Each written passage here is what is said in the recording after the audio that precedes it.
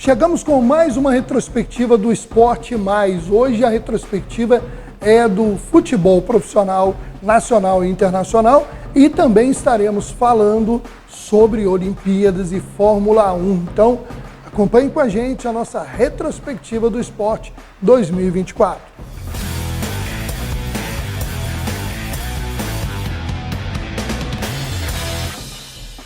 Lembrando que no outro programa, que também está aí nessa nossa grade especial de final de ano, você pode relembrar todos os campeões do estado do Rio de Janeiro e também relembrar os campeões até mesmo do futebol em algumas cidades e outras modalidades. Mas vamos falar agora de futebol profissional. Vamos começar pelos campeonatos nacionais. Vamos lembrar os campeões das 4 divisões do futebol brasileiro, séries A, B, C e D, e também vamos relembrar aí a Copa do Brasil, ganha pelo Flamengo.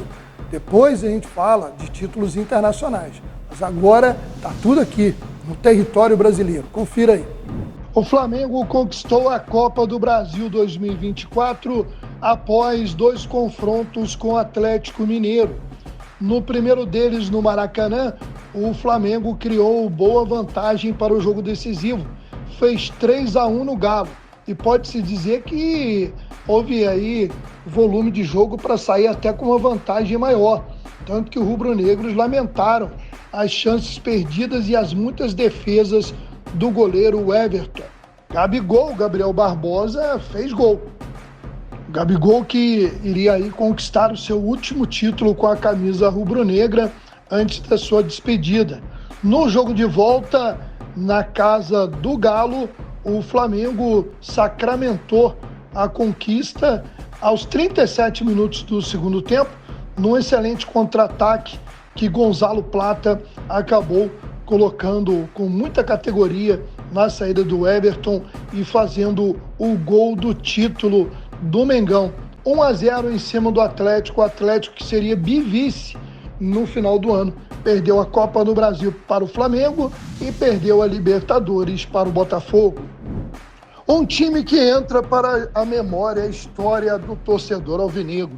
O Botafogo de 2024 apagou a imagem de pipoqueiro do ano de 2023, quando abriu uma vantagem enorme e ainda conseguiu perder o título de campeão brasileiro.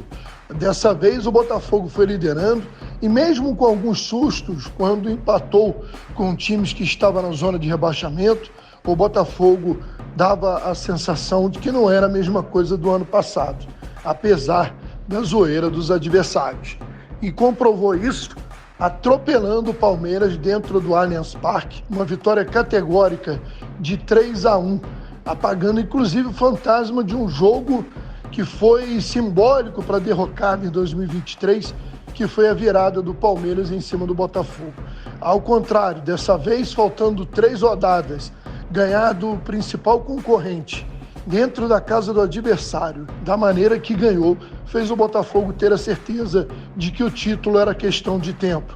Vieram os jogos contra o Internacional, vencido com um gol de Savarino e muita raça num time visivelmente desgastado pela maratona de jogos, e por fim a vitória de 2-1, já praticamente título garantido dentro do Engenhão para a festa do torcedor alvinegro. Os destaques individuais foram inúmeros, Pode-se pegar que em algum momento do campeonato todos os 11 jogadores foram muito importantes para uma vitória, para um resultado positivo. Se fôssemos falar individualmente, é lógico que a turma da frente sempre aparece mais. Ali Savarino, Almada, o Igor Jesus, o Luiz Henrique, o Júnior Santos, que não era um titular, mas teve uma participação marcante. Um time que se deu o luxo de ter o Tiquinho Soares no banco. Mas, além disso, Marlon Freitas, Gregory, a zaga com o Barbosa e o Bastos, o goleirão John, quando foi exigido, os laterais Vitinho e Alex Telles, que acertaram as alas do campo na reta final. Foi uma campanha perfeita, brilhante e merecedora do Fogão, campeão brasileiro, depois de quase 30 anos. Mas a torcida não quer nem saber, ela quer saber do hoje. E hoje o Fogão é campeão da Libertadores e do Brasil. Dois clubes do Nordeste, dois clubes paulistas subiram da Série B para a Série A no ano que vem. O campeão, esperado pela tradição, pelo nome, o Santos. Mas não foi uma campanha de realmente encher os olhos, não. O Santos fez apenas 68 pontos, se despediu com 2 derrotas, né? A torcida não ficou muito feliz e com a certeza de que precisa melhorar muito para se manter na primeira divisão. A expectativa é uma possível SAF que estaria sendo desenhada aí pelo Neymar e seu pai para resgatar o Santos aí e trazê-lo de volta aos seus melhores tempos.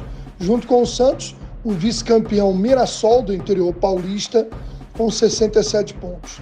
Os outros 2 classificados foram o Sport Recife e o Ceará, que voltam à primeira divisão. O Mirassol disputará pela primeira vez. Quem bateu na trave mais um ano foi o Novo Horizontino, que bem próximo da reta final do campeonato estava com a vaga na mão e nas 3 últimas rodadas teve um empate, 2 derrotas e acabou ficando de fora dos times que subiram para a Série A. Já no rebaixamento, tivemos 3 equipes paulistas e uma catarinense. Os 2 times de Campinas, Ponte Preta e Guarani, foram rebaixados juntos, e ainda o Ituano, do interior de São Paulo, e o Brusque, de Santa Catarina. Nenhum time do Rio foi rebaixado da Série A para a Série B, mas terá representante do estado do Rio na segundona. É o Volta Redonda.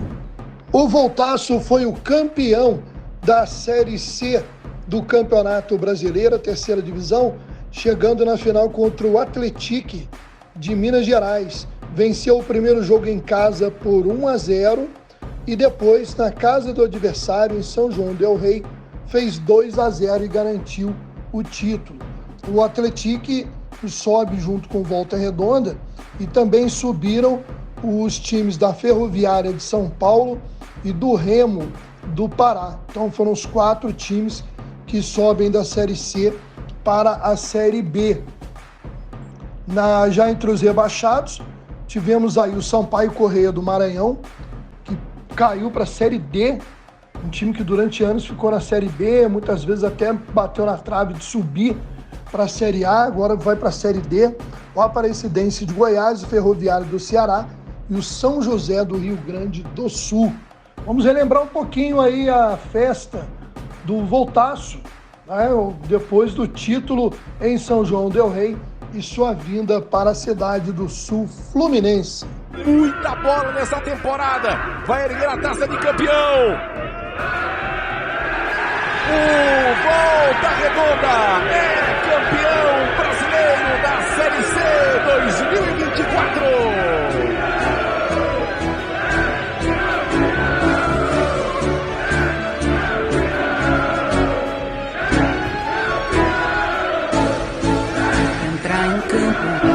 Esquadrão de aço, equipe do Voltaço. Entra em campo o esquadrão de aço, equipe do Voltaço.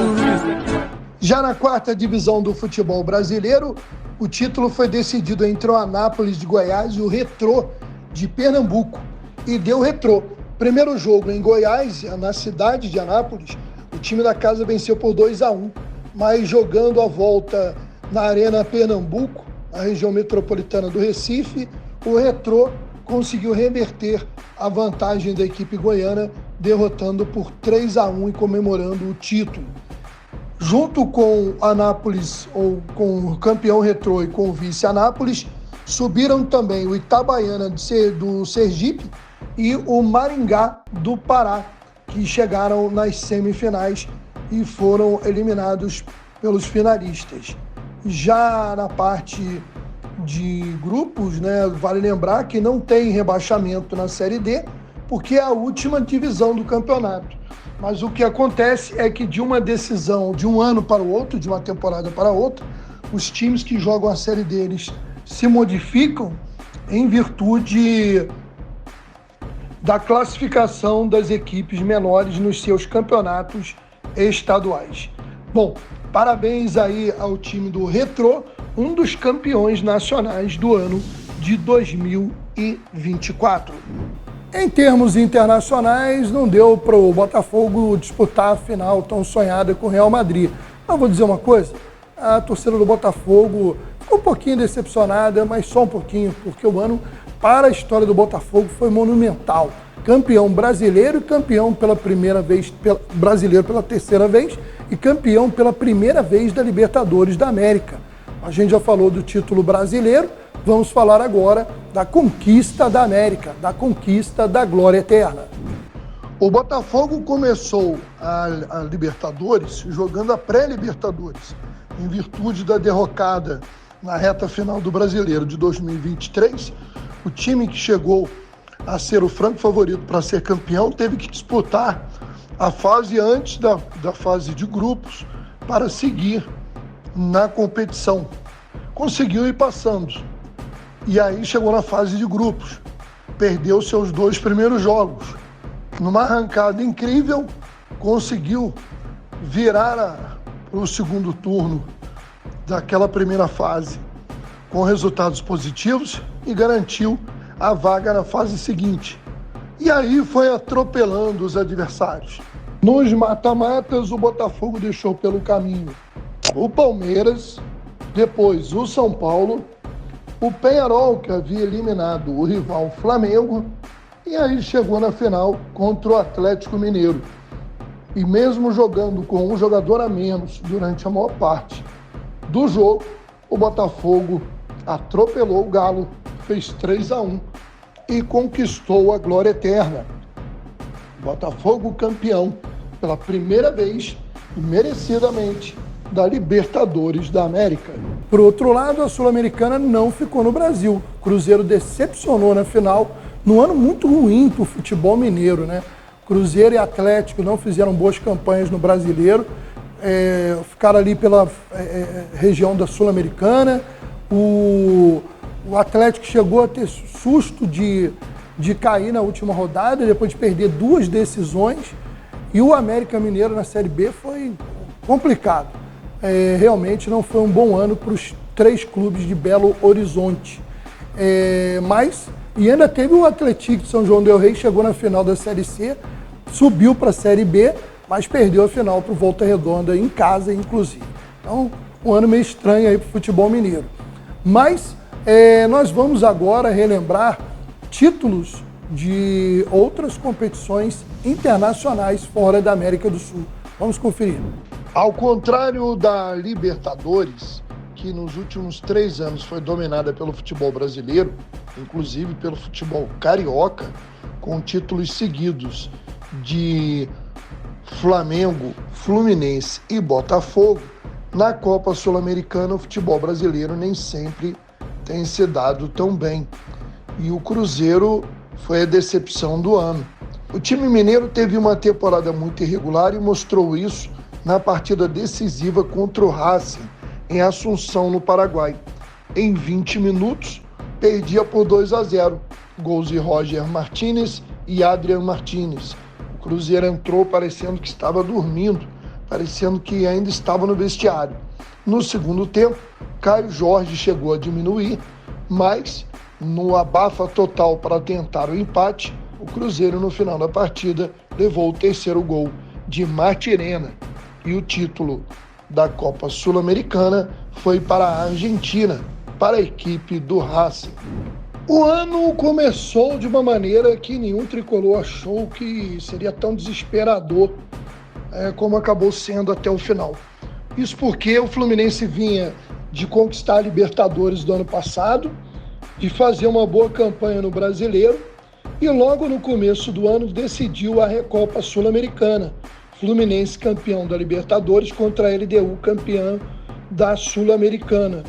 E o primeiro jogo 1-0 LDU fora de casa, o Fluminense precisava de 2 gols no Maracanã e conseguiu 2-0 com 2 gols de John Arias.